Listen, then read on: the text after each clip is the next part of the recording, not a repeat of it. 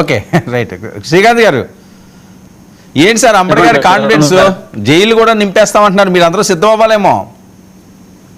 ఒకటి వర్మ గారు, అంబటి రాంబాబు గారు బాగా స్పష్టంగా చెప్పినారు, అర్థం చేసుకోలేకపోతున్నారు. ఏం చెప్పారు?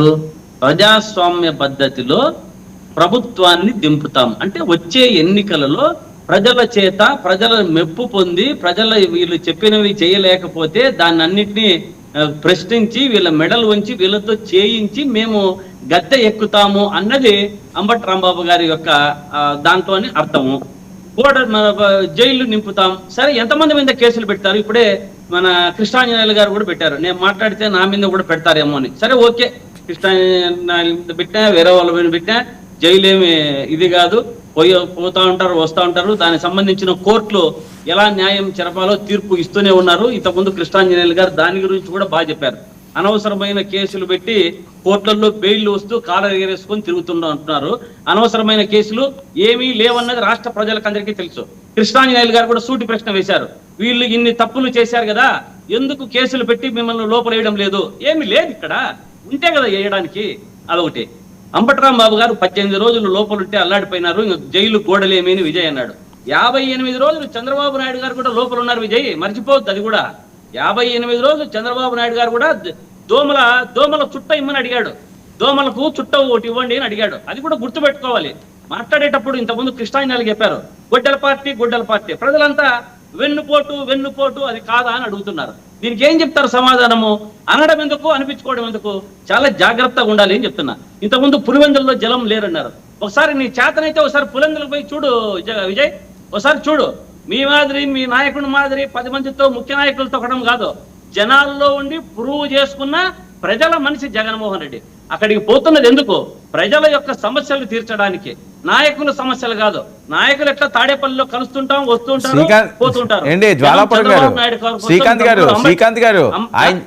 గారు జగన్మోహన్ రెడ్డి గారు వెళ్ళినప్పుడు జనాలు లేదని కాదు ఆయన అన్నది. అంబటి గారు వెళ్ళినప్పుడు ఎవరు పెద్ద లీడర్లు లేరు అక్కడ అంటున్నారు ఆయన.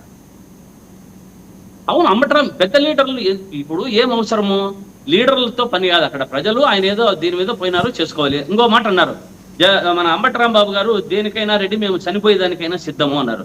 మన విజయ్ అన్నాడు, చనిపోయేదానికి ఎవరికి మనుషులు ఎవరు ఉన్నారు? పోనీ జగన్కి లేరులే, చంద్రబాబు నాయుడు గారి కోసం మనుషులు ఎవరైనా చనిపోయేదానికి రెడీగా ఉన్నారా?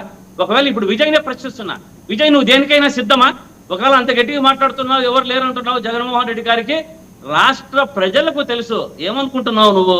Jaganmohan Reddy family, YS Rajareddy family, YS Rajasekhara Reddy family అంటే గుంత కోసుకొని ఏమి కావాలన్నా ఇచ్చేటోళ్ళు ఉన్నారు. మీ చంద్రబాబు నాయుడు గారికి ఒక్కరిని మచ్చుతో నాకు చూపించి చాలు, మీ తెలుగుదేశం పార్టీలో ఒక్కరిని చూపించి చాలు. నేను సవాలు విసురుతున్నా, దీనికి సమాధానం చెప్పాలి. జగన్మోహన్ రాష్ట్ర వ్యాప్తంగా వైఎస్ రాజశేఖర రెడ్డి చనిపోతే 1000 మంది చనిపోయారు. దేనికి చనిపోయారు? గుండెపోటుతో చనిపోయారు. ఆయన చేసిన 108 కానీ, ఫీజు రీఎంబర్స్మెంట్ కానీ, ఇటువంటి కార్యక్రమాలు ప్రజల కోసం చేసి వాళ్ళు నువ్వు పోతే నాకు ఇంకెవరు గతి లేదు, మేము ఎట్లా బతకాలరా అని చెప్పి ఆలోచించి చనిపోయిన వాళ్ళు ఉన్నారు. మీరు ఒక్క మచ్చుతను అటువంటి చూపించు. శంకుస్థాపనలు 20 శంకుస్థాపనలు విశాఖపట్నంలో ఉన్నాయి. మరి నిన్న కొత్తగా ఇంకొక శంకుస్థాపన. ఇటువంటి కార్యక్రమాలు వీళ్ళు చేశారు. ప్రజలకు చెప్పుకునే విధంగా ఒక్కటి చూపించమనండి వీళ్ళను. వీళ్ళు చేసిన కార్యక్రమాలు, వైఎస్ రాజశేఖర రెడ్డి గారు కానీ, జగన్మోహన్ రెడ్డి గారు కానీ చేసిన కార్యక్రమాలు మచ్చుతనకు ఒక్కటి చూపియండి. మీరు శంకుస్థాపనల వీరుడు, శంకుస్థాపనల సూర్యుడు అని రాష్ట్ర ప్రజలంతా అనుకుంటున్నారు. శంకుస్థాపనలతోనే మీ కాలం అంతా గడిచిపోతుంది. అమరావతి ఒక భ్రమరావతిగా మారుతుంది. ఇక్కడ ఏమీ జరగదు. విషయాలు రాష్ట్ర ప్రజలకు తెలుసు విజయ్. దీన్ని తెలుసుకొని గమనించుకొని మాట్లాడాలి. ఓకే, మస్తాన్ రావు గారు రెస్పాండ్ అవ్వండి. ఏంటి ఎంత కాన్ఫిడెంట్ గా సవాలు విసురుతున్నారు?